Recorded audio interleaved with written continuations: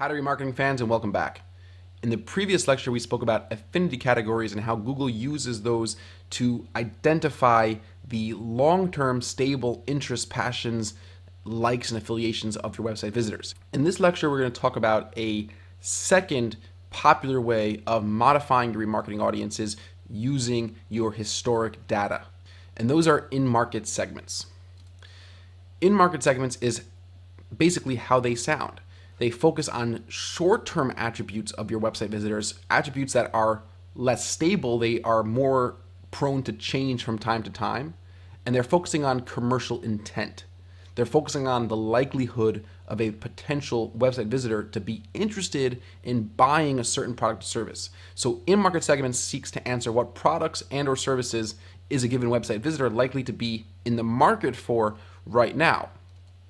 In-market segment data is identified through Google's enormous database of browsing behavior on your mobile devices, on your tablet, on your desktop, your search query patterns on Google Search, and many other third-party data sources. Examples of in-market segments include employment, travel and hotels, financial services, consumer electronics, real estate software, and literally hundreds, if not thousands more. Let's take a look in Google Analytics now in a couple different accounts to see how we find and identify in-market segments. A lot of this is going to be very similar to what we covered in the very previous lecture, so I'm not going to go into it in as much depth, just so we keep things moving along at a nice pace over here. So here we are back in our agency's Google Analytics account, and instead of going under interest to affinity categories, we want to click on in-market segments. And this is the report that's going to show us the actual in-market segments that Google identifies our website visitors to be in.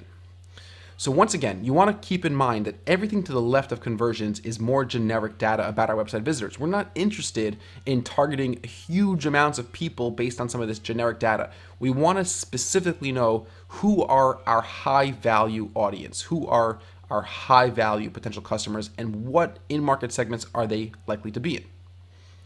But before we go any further, one more thing I wanted to quickly point out is that affinity categories are built for the greatest reach.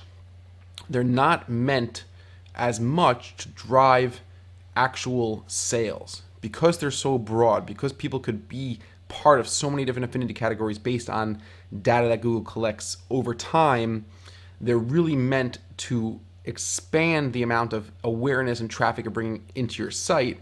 And you shouldn't really expect affinity categories to help you convert more visitors to the bottom of the funnel.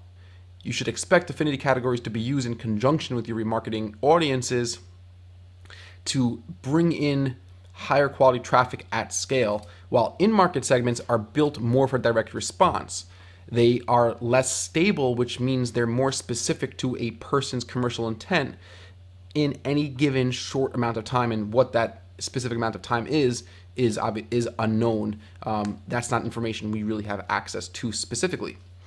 But because we're targeting commercial intent, they're using actual search queries, what people are looking for, what products people are browsing, and it changes more frequently. You could expect in-market segments to bring in better traffic that's more likely to convert lower in your funnel.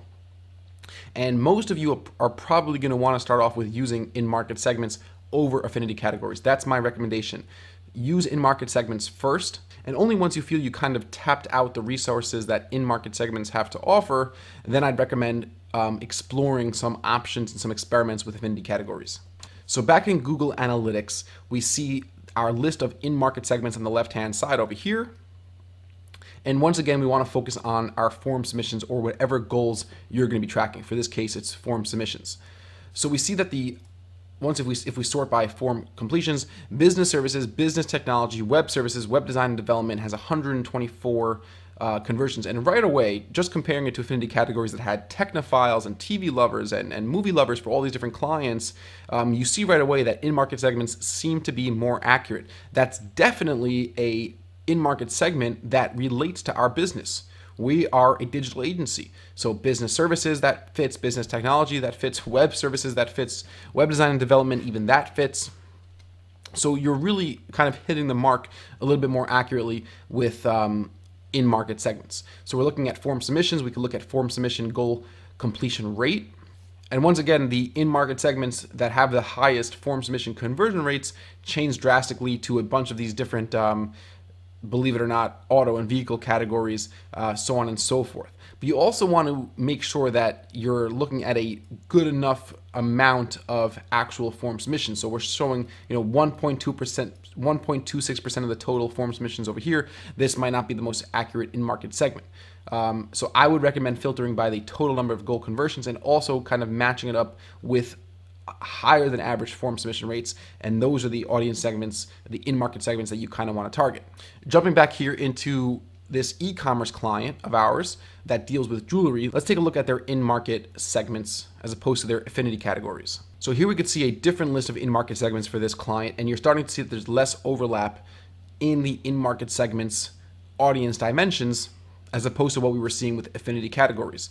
So travel, hotels and accommodations, apparel and accessories, jewelry and watches, fine jewelry. We're starting to see more accurate in-market segments for this company. And we could also, once again, match it up with total transactions for e-commerce and revenue. You could use this tab to filter out different goals, to filter through different goals you have set up in your account. Whatever goals you have set up in your account will be available in the conversions drop-down menu. Over here, we're looking at the e-commerce section, which is going to show us these 3 key e-commerce metrics like transactions, revenue, and e-commerce conversion rate. So say, for example, for this client, I wanted to take a look at apparel and accessories. It has a lot of sessions. It looks like it'll have good reach, and we see a significant amount of revenue, $1.3 million of revenue with a large number of transactions and a average, or the around the average of our e-commerce conversion rate. But I want to see age groups. So once again, I'll click on apparel and accessories, and we'll see our age group sorted out. Let's say we sort this by revenue. And we see that people between the ages of 25 and 34 are buying the most amount of jewelry from us. 25 to 34 and 55 to 64, those are our top 2 categories. So say, for example, we wanted to target that audience, which was apparel and accessories, and 55 to 64. Let's take one more quick look at another client of ours. We'll go into their interests and in-market segments category. And we're going to be filtering out not e-commerce, but let's say we have our list of goals. We'll go to US sales completed, and we see that we have 146 goal completions in the past month. And we're looking at an in-market segments of employment, travel, hotels and accommodations, financial services, investment services, so on and so forth. Let's say I see that revenue is really high for financial services, investment services, that in-market segment. So if I wanted to create a remarketing audience or modify a remarketing audience, I would remember this in-market segment. If I wanted to go and take a look at age, I might see, once again, 25 to 34, or actually 35 to 44 brings in the highest amount of revenue. So I want to do the in-market segment of travel, hotels and accommodations, or rather financial services, investment services. I could do both. That's actually a good idea. Let's say I wanted to do both of these, the travel and the financial services. So I'd go over to my admin section again. I would go into my audiences section. Let's say I wanted to modify my all Facebook visitors remarketing audiences. So I would click into that audience itself. I would go over and edit the audience. And instead of under demographics choosing an in-market segment, because now I can only do one, I'm going to want to go over to, you guessed it, conditions. And I'm going to be filtering sessions that include, just start typing in market, and make sure you type in dash market. If you do in space market, you'll get nothing. So you want to do in dash market segment. Exactly matches. And we had, the first one was financial services, investment services. And then we could, or in market segment exactly matches, and we could do travel, hotels and accommodations. And then we could apply. So we have that new condition that the in-market segment has to include either of these 2 in-market segments. The source contains Facebook, and I might want to edit that and say the demographic targeting is 35 to 44 and apply. Yes, we will be limiting our cookies. We will be now modifying this audience, but that's the whole point.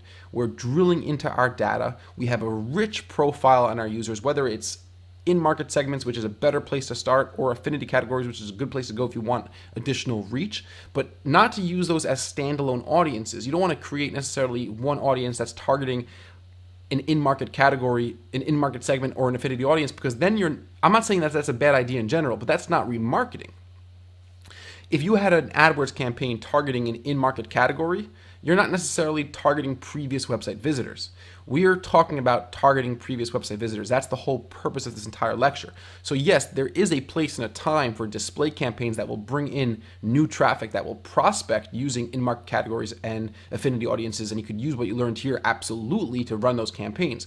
But what we're talking about here is using the rich data profile that Google's given us on our website visitors, namely using in-market segments and affinity categories to further modify these remarketing audiences, to further hone in on the data that we're collecting and how we want to target these AdWords campaigns once we actually set them up inside AdWords and we remarket to our previous website visitors. So in this specific example, we're targeting people who came in through Facebook, but also are part of an in-market segment. So I am still only remarketing to people who have been to my site before, but now I'm even narrowing that down a little bit further. So that's the kind of concept behind in-market segments. Once again, just to reiterate, in-market segments is much, much better for accuracy, bottom of the funnel, commercial intent, people interested in a specific service or buying certain types of products. There's commercial intent. They are supposedly, or Google's assuming that they're in the market for something. Affinity categories is your personality. Think about it as broader, your interests, your affiliations, your political views, things that are less likely to change, your attitudes, your beliefs.